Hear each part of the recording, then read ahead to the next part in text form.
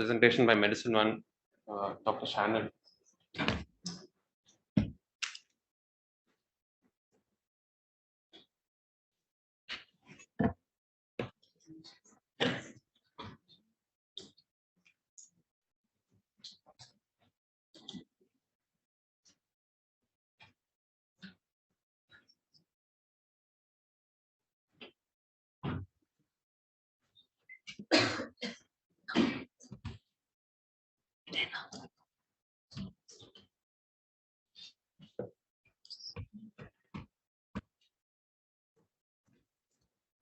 Good morning all. I am going to present the topic hidden on behalf of Medicine One.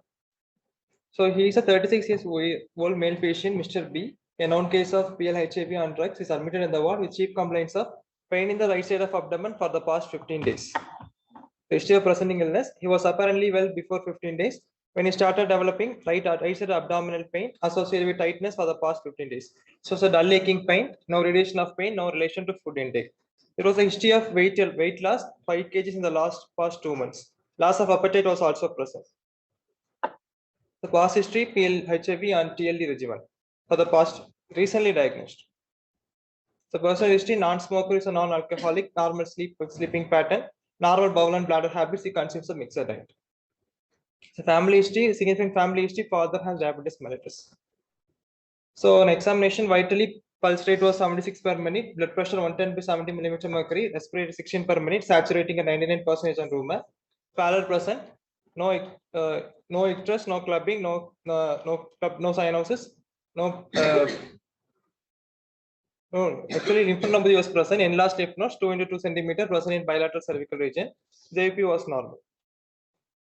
So on systemic examination, abdomen, multiple palpable masses present in the right lumbar, left lumbar and epigastric regions.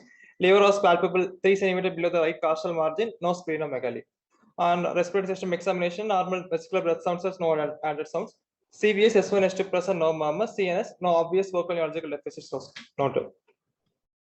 So in initial investigation shows hemoglobin of 6.5, total counts 9,700 with increased platelets of 7,08,000.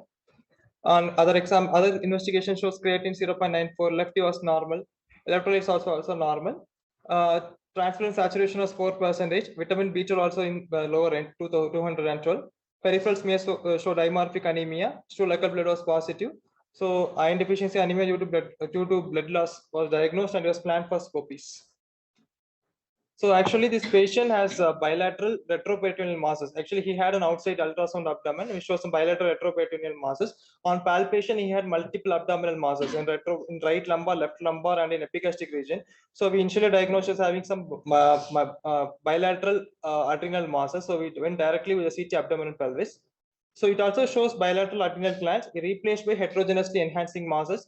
Right side measures 5.6 into 5.2 is a large mass, and left side also measures 4.1 into 3.8 centimeter.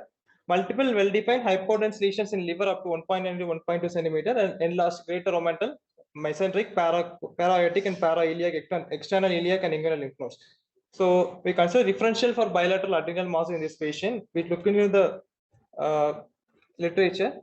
So the differentials consider initially neoplasms, malignancy, metastasis, lymphoma, the neuroblastoma, glioblastoma, maybe benign adenomas, congenital adrenal hyperplasia, infections, the etiology like tuberculosis, histoplasmosis, blastomycosis, adrenal hemorrhage, and autoimmune adrenal crisis. So we went with the CT biopsy of the right adrenal lesion. It shows biopsy showed high-grade non-Hodgkin lymphoma. IHC was also positive for Burkitt's lymphoma.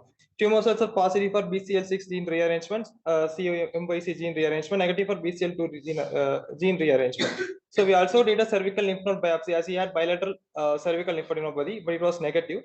We also did a bone marrow biopsy. It also shows non-specific changes. So there was no evidence of tumor lysis syndrome on this patient. So calcium, phosphorus was normal. Uric acid only was high. We started hormone allopurinol. Potassium was a normal level. We did a cortisol. A-time cortisol was 23.2. There was no evidence of Addison's crisis in this patient. So how to diagnose as primary adrenal lymphomas? Because adrenal masses may be primary. Adrenal lymphomas may be primary adrenal lymphomas or secondary to generalized lymphomas. So how to diagnose as primary adrenal lymphomas? So secondary lymphomas are common, actually common, and 4 to 5% of all non-Hodgkin lymphoma cases. By primary adrenal lymphomas is extremely rare, accounting for only 1% of non-Hodgkin lymphoma cases. So how to diagnose a primary adrenal lymphomas? It's a lymphomas. It involves 1 or 2 adrenal glands with no previous history of lymphomas. If all the other tissues or lymph nodes involved in addition to the adrenal glands, the adrenal involvement must be significantly dominant. There may be other lymph node involvement also. So adrenal gland is a rare site of primary non-Hodgkin's lymphomas. Almost 100 cases have been reported in the worldwide, with bilateral involvement of 70% on them. So prolonged disease-free survival appears uncommon. Patients usually die within 1 year despite aggressive chemotherapy. So adrenal insufficiency is less common in HL than in primary adrenal lymphomas. These are the case reports I could found in literature. Only some cases are in worldwide. So most cases present with abdominal pain, fever, hypercalcemia, back pain, nausea with non-specific symptoms like our patient. So this is a adrenal involvement in non-Hodgkin lymphomas. It's a study done outside. It's a retrospective analysis of abdominal CT films. Actually, in the non-Hodgkin lymphoma patient, they did a serial CT and they found whether develop any adrenal involvement in non-Hodgkin lymphomas. So in this 173 patients, adrenal mass was demonstrated in 7 patients at the point of time during their illness. Of these, 5 cases were diffuse histiocytic lymphoma, 1 was poorly differentiated diffuse lymphocytic lymphoma, and 1 was Burkitt lymphoma. So 3 patients had adrenal mass at the initial presentation, and 4 cases of the adrenal gland as a site of recurrence after therapy. 3 patients had bilateral adrenal masses. So in 6 patients, the adrenal mass was present initially as a site of recurrence, resolved along with other tumor masses. So only 1 patient developed adrenal insufficiency late in his illness. Thank you. Thanks, Shannon. Any questions or comments? This was a primary or secondary? It's a primary, sir, actually.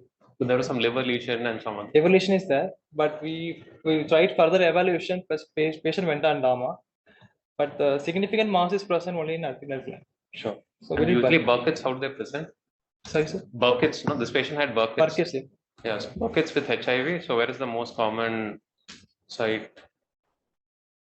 Did you look up what Burkitt's in lymphoma, where are the common sites? And cervical areas. So in Indian population, just check that out. Sure. Okay, thank you, Shannon. So now we'll move to our last presentation by